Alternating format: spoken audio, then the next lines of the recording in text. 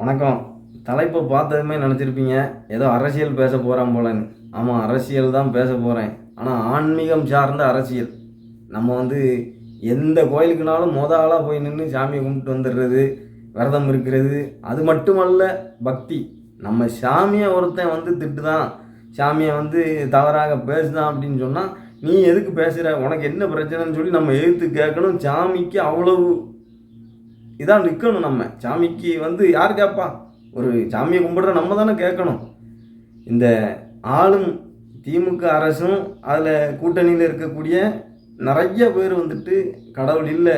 இந்த கனிமொழி அவங்க என்னெல்லாம் பேசியிருக்காங்க, ஆராசா அவர் என்னெல்லாம் பேசியிருக்காரு. ஏன் உதயநிதி ஸ்டாலின்லேருந்து நம்ம முதலமைச்சர்லேருந்து எல்லாருமே பேசாத பேச்சுக்கள் இல்லை. தேர்தல் அப்படின்னு சொன்னால் நம்ம திருக்கோயில்களில் ஒரு விளக்கு பூஜை வைக்கிறது, அன்னதானம் போட்டாச்சு அப்படின்னா இந்துக்கள்லாம் ஓட்டு போயிட்டுருவாங்க அப்படிங்கிற ஒரு எண்ணங்கள். அதெல்லாம் நம்ம அன்னைக்கு பேசின பேச்சுகளெல்லாம் மறந்துடக்கூடாது. என்ன சனாதனம் அப்படிங்கிறதை அழிக்கணும், ஒழிக்கணும்னு சொல்லி இவர் உதயநிதி என்ன பேச்சு பேசியிருந்தார். அதனால் நம்ம இந்துக்கள் தயவு செஞ்சு இந்த திமுகவுக்கு மட்டும் ஓட்டு போடாதீங்க. மற்றபடி நீங்கள் பிஜேபிக்கு போடுங்கன்னு நான் சொல்லவே மாட்டேன். ஏன்னா நம்ம சொல்லியாச்சுன்னா உடனே நீ பிஜேபியா, நீ சங்கியா அப்படிம்பானுவேன். உங்களுக்கு நாம் தமிழர்லாம் பார்த்தீங்கன்னா 20 பெண்கள் 20 ஆண்கள் அத்தனையும் படித்தவங்க, டாக்டர் இன்ஜினியர்னு நல்லா படித்தவங்க திறமையானவர்களை சீமானவர்கள் நிறுத்தியிருக்காங்க. அவங்களுக்கு ஒரு வாய்ப்பை கொடுத்து பார்க்கலாம். அல்லது நம்ம தொகுதியில் நமக்கு இவங்க இல்லாமல் வேற நமக்கு இவர் நல்லா படித்தவர் தான் அப்படின்னு உங்களுக்கு தெரிஞ்ச நபருக்கு வாக்கு செலுத்துங்க. தயவு செஞ்சு திமுக இந்த கூட்டணிக்கு வாக்கு செலுத்தாதீங்க. இவர் திருமாவளவன் அவர் பேசாத பேச்சா? அந்த கோவில், தேவாலயங்கள், மசூதிகள்னு 3க்கும் ஒரு விளக்கம் சொல்லும்போது, கோவில் அப்படின்னா அசிங்கமான பொம்மைகள் இருக்குமா கோவில் கோபுரத்தில், இதெல்லாம் ஒரு பேச்சாங்க? இந்துக்களுக்கு மானமுள்ள இந்துக்களாக இருக்கணும். சும்மா நம்ம நான் ரொம்ப பக்தியாக செவவள்ளி அவ்வளோ இதாக இருப்பேங்கிறது மட்டுமல்ல பக்தி. மானம் ரோசம் இருக்கணும் நமக்கு. நீ ஏன் நான் கும்பிடுற சாமியை நீ இப்படி இழிவாக பேசுறியா அப்படிங்கிற அந்த ஒரு உணர்வு இருக்கணும். தயவு செய்து இவர்களுக்கு ஓட்டு போடாதீங்க. அதுதான் ரொம்ப முக்கியம். ஒவ்வொரு இந்துக்களுக்கும் ஒரு உணர்வுங்கிறது இருக்கணும். சும்மா நம்ம போய் சாமியை கும்பிட்டோம். சமீபத்தில் பாருங்கள், அந்த அயோத்தியில் ராமர் கோயில் திறந்தாங்க.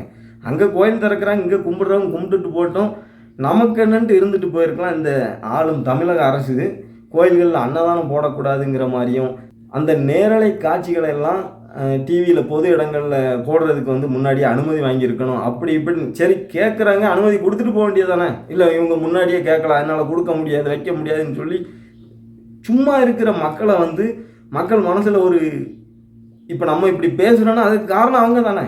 இந்த மாதிரி எதிர்ப்புகள் தெரிவிக்கிறது. அதுக்கப்புறம் நம்ம முதலமைச்சர் ஐயா எதுக்கு முந்தைய காலங்கள்லாம் பேசியிருக்காரு. நம்ம மறதி அப்படிங்கிறது எல்லாருக்குமே உள்ளது. மறந்து போயிடுவோம். 1000 ரூபா பணம் கொடுத்தாரு, பஸ்ஸில் இலவசமாக எல்லாம் நல்லா சொன்னதெல்லாம் செஞ்சுட்டாரு, 1000 ரூபா எல்லாருக்கும் கிடைக்குதா? பாதி பேர் சொன்னப்போ என்ன சொன்னாங்க, பெண்களுக்கு உரிமை தொகைன்னாங்க. இப்போ தகுதி வாய்ந்தேன்னு ஆகிப்போச்சு. அதனால் எல்லாம் திருட்டுத்தனம், பித்தலாட்டம். தயவு செஞ்சு இந்துக்கள் யாருக்கு வேணாலும் ஓட்டு போடுங்க. இந்த திமுக அந்த கூட்டணிக்கு மட்டும் ஓட்டு போடாதீங்க. கனிமொழி அவர்கள் சாமியால் கோயிலில் இருக்கக்கூடிய உண்டியலையே பாதுகாக்க முடியல, கடவுளே கிடையாது அப்படின்லாம் பேசினவங்க. அதனால் தயவு செஞ்சு, அதே போல் இவர் ஆராசாங்கிறவர்லாம் பேசாத பேச்சே கிடையாதுங்க. ராமபிரானை இந்த திமுக மற்றும் அதில் இருக்கக்கூடிய கூட்டணியில் நிறைய கட்சிகள் பேசாத பேச்சு கிடையாது. ராமரை குதிரைக்கு பிறந்தவன் அப்படிங்கிற மாதிரிலாம் விமர்சனம் செய்வாங்க. உனக்கு கடவுள் நம்பிக்கை இல்லைன்னா ஓரமாக போயிட்டே இருக்க வேண்டியதானே. வணங்கக்கூடியவர்கள் மனதை ஏன் புண்படுத்துகிற? அப்போ இவங்களெல்லாம் நம்ம எந்த காலத்துலையும் ஆதரிக்கவே கூடாது. எனக்கு இந்த கட்சி தான் வேலை வாங்கி கொடுத்துச்சு, எனக்கு இந்த கட்சியால் தான் என்னுடைய வாழ்வாதாரமே இந்த கட்சி தான், எனக்கு வாழ்க்கையில் முன்னேறதுக்கு இவங்க தான் உதவி பண்ணாங்க, எனக்கு காலேஜில் படிக்கிறதுக்கு சீட்டு வாங்கி கொடுத்தாங்கன்னு ஏதாவது ஒரு காரணங்கள், எங்கள் அப்பா எங்கள் தாத்தா காலத்திலேருந்து நாங்கள் திமுகவுக்கு ஓட்டு போட்டுட்ருக்கோம், அப்படிலாம் மாற முடியாது மட்டும் நினைக்காதீங்க. நம்ம விசுவாசத்தை இவங்களுக்கு காட்டக்கூடாதுங்க. நம்ம கையெடுத்து கும்பிடுறோம் பாருங்கள், அந்த கடவுளுக்கு விசுவாசமாக இருக்கணும். வெறும் கும்பிடுறது மட்டும் பக்தி இல்லைங்க. அந்த சாமியை திட்டு தான் வைக்கான்னா அவன்கிட்ட நம்ம தள்ளி இருக்கணும், அவன்கிட்ட பேசக்கூட செய்யக்கூடாது, தெரியுமா? அவ்வளோ இதாக இருக்கணும். அதுதான் நம்ம அந்த தெய்வத்துக்கு காட்டுற விசுவாசம்.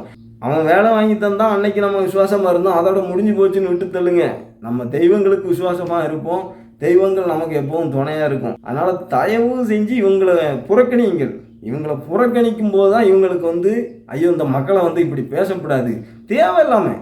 என்னைக்காவது ஒரு நாள் பார்த்துருக்கீங்களா விநாயகர் சதுர்த்திக்கு இப்போ இவர் வந்து முன்னாடியும் சரி இப்போ முதலமைச்சர்னா அனைத்து மக்களுக்கும் பொதுவாக இருக்கணுங்க, ஒரு குறிப்பிட்ட மதம் சார்ந்து இருக்கக்கூடாது. இந்துக்களுடைய பண்டிகைகளுக்கு விநாயகர் சதுர்த்தியாக இருக்கட்டும், தீபாவளியாக இருக்கட்டும், விஜயதசமியாக இருக்கட்டும், எந்த ஒரு பண்டிகைக்கும் இவங்க வந்து வாழ்த்து மடல் வெளியிட மாட்டார்.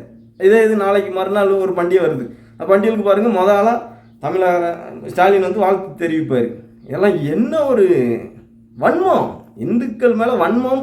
இந்துக்கள் சரியான பதிலடி இவங்களுக்கு கொடுக்கணும். மாற்றம் அப்படிங்கிறது நம்மக்கிட்ட இருந்து வரட்டும். இவங்களுக்கு போடக்கூடாது அப்படிங்கிறதுக்காக ஓட்டே போடாமல் இருந்துடாதீங்க. ஓட்டுரிமை ரொம்ப ரொம்ப முக்கியம். அதனால் தோக்கக்கூடியவராக இருந்தாலுமே தெளிவாக தெரிஞ்சாலுமே அவருக்கு போடுங்க, தப்பு இல்லை. டெபாசிட்டாவது வாங்கிட்டு போட்டோம். தயவு செய்து இவங்களுக்கு போடாதீங்க. இன்னும் கருப்பர் கூட்டம்னு ஒரு கூட்டத்தில் ஒருத்தன் நம்ம அனுதினமும் பாடக்கூடிய கந்தசஷ்டி கவசத்தை அதில் இருக்கக்கூடிய வரிகளையெல்லாம் ரொம்ப ஆபாசமாக அசிங்கமாக பேசி வீடியோ போட்டிருந்தாங்க. இதெல்லாம் ஆதரவு இவங்க கூட்டணியில் இருக்கக்கூடியது இந்த தீக்க கட்சிக்காரன் தான் அவன் நினைக்கிறேன். இந்த மாதிரி இதெல்லாம் எதிர்க்கவே மாட்டாங்க. நீ அப்படி எப்படிப்பா பேசலாம் அப்படின்னு சொல்லி ஒரு நாள் ஒரு எதிர்த்து பேசுகிறது கிடையாது. நம்ம திருமணங்களில் வந்து ஹோமகுண்டம் வளர்த்து முறையாக எல்லாம் செஞ்சு தான் இந்துக்கள் வந்து திருமணம் முடிப்போம். அந்த ஹோமகுண்டம் வளர்க்குறதையுமே முதலமைச்சர் வந்து தவறாக பேசியிருக்கிறாரு. அதே போல் டிஆர் பாலுன்னு சொல்லி திமுகவில் உள்ளவர், அவர் ஒரு பொது மேடையில் நான் வந்து சரஸ்வதி கோயிலை இடித்திருக்கிறேன், அந்த சாமி கோயிலை இடிச்சிருக்கேன், இந்த சாமி கோயிலை இடிச்சிருக்கேன்னு சொல்லி ஒரு பொது மேடையில் மைக்கு பிடிச்சு பேசக்கூடிய அளவுக்கு தைரியம் இருக்குது பாருங்கள். அப்போ இந்துக்கள் வந்து பெருசாக கேட்க மாட்டான். அது எலெக்ஷன் வரும்போது கோயிலில் ஒரு அன்னதானம் போட்டுருவோம், திருவிளக்கு பூஜை நம்ம கட்சி சார்பாக நடத்திட்டான்னா மக்கள் எல்லாம் நமக்கு ஓட்டு போட்டுருவாங்கங்கிற நம்பிக்கை. தயவுசெய்து மக்கள் எல்லாம் அவங்க செஞ்சதை நம்ம வந்து மறந்துடக்கூடாது. விசுவாசத்தை நீங்கள் வந்து நம்ம கும்பிடுற சாமிக்கு விசுவாசமாக இருக்கணும். இவர்களுக்கு தயவுசெய்து விசுவாசமாக இருக்காதீங்க. உங்களுக்கு வேலை வாங்கி தந்தாலும் சரி, சீட்டு வாங்கி தந்தாலும் சரி, உதவி பண உதவியை என்ன உதவி செஞ்சுருந்தாலும் அது இறைவனால் கிடைக்கப்பட்டது. விசுவாசத்தை நம்ம இறைவனுக்கு காட்டுவோம். யாருக்குனாலும் போடுங்க. தயவு செய்து இந்த திமுக கூட்டணிக்கு ஓட்டு போடாதீங்க. இன்னும் இப்படியே சொல்லிகிட்டே இருந்தால் ஏகப்பட்ட விஷயங்களை சொல்லிட்டு போகலாங்க. நெத்தியில் ஒரு கோயிலுக்கு போயிருக்காரு, திருநீர் பூசி விட்டாங்க, அல்லது ஒருத்தங்க ஆரத்தி எடுக்கிறாங்க, திருநீர் பூசி விட்டாங்கன்னு வைங்களேன். ஆரத்தி எடுத்து ஒரு செகண்டுக்குள்ளே அந்த திருநீரை வந்து அழிக்க கூட்டம் தான் இந்த கூட்டம். ஏன் நெத்தியில் ஒரு 10 நிமிஷம் திருநீர் இருந்தால் என்ன நீ குறைஞ்சா போயிடுவேன்? அந்த மக்களால் தானே நீ ஜெயிக்கிற. அதை கூட பொறுத்துக்கக்கூடியாத வன்மம் பிடித்தவர்கள் இந்த திமுக கட்சிக்காரங்க. தயவு செஞ்சு இந்த திமுக கூட்டணி கட்சிகளுக்கு ஓட்டு போடாதீங்க. உணர்வுள்ள உண்மையான ஒரு தெய்வ பக்தி உள்ள ஒரு இந்து நிச்சயம் திமுகவுக்கு போடக்கூடாது. போட்டா அப்படின்னா அது வந்து அர்த்தமற்றது. நம்ம கும்பிடுற சாமியை இவ்வளவு இழிவாக பேசக்கூடியவர்களுக்கு நம்ம ஓட்டு போட்டோம் அப்படின்னு சொன்னால் நம்மளுடைய பக்தி அப்படிங்கிறது அர்த்தமற்றது. அது உண்மையான பக்தி அல்ல. தயவு செஞ்சு திமுகவுக்கு ஓட்டு போடாதீங்க. மற்றபடி 3வது முறையாக பாரத பிரதமராக நரேந்திர மோடிஜி தான் வரப்போகிறாங்க. மற்றபடி தாமரை தமிழகத்தில் மலருமா அப்படின்னு கேட்டிங்கன்னா அது மலர வேண்டிய தருணத்தில் நிச்சயம் மலர்ந்தே தீரும். எல்லாம் இறைவன் நிச்சயத்தபடியே. தயவு செய்து மீண்டும் மீண்டும் அனைவருக்கும் உணர்வுள்ள இந்துக்களுக்கு இரு கரம் கூப்பி கேட்டுக்கொள்கிறேன். இந்த திமுக கூட்டணி கட்சிகளுக்கு வாக்கு செலுத்தாதீர்கள். நன்றி, வணக்கம்.